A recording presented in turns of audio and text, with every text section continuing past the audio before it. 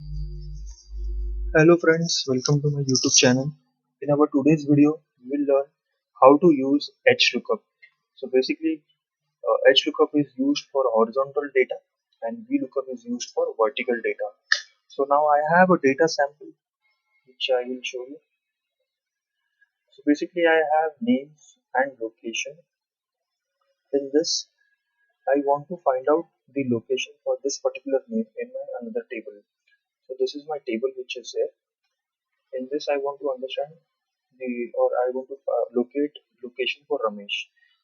So what is the formula which you need to do is HLOOKUP. So how we will use it, equal to, I'll write HLOOKUP, I'll select the lookup value, comma, I'll go in this table, I'll select the entire table array, comma. Now when you are doing VLOOKUP, so you select the column index number. Now in this HLOOKUP, you need to select the row index number.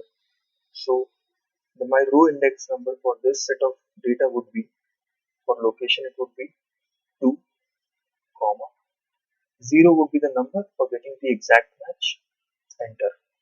So now if you see, the location for Ramesh is Andheri. Let's validate it. Yes, it is correct. Now I am dragging this data to entire table. Okay. Let's recheck if it is Arnab. Rad. Yes. So in this way, you can use HLOOKUP for horizontal data. Remember, in this you will select the row index number, and in VLOOKUP you select the column index number. That is the only difference in VLOOKUP and HLOOKUP. I hope you like this video. Please share it with your friends and family and do subscribe my channel. Thank you.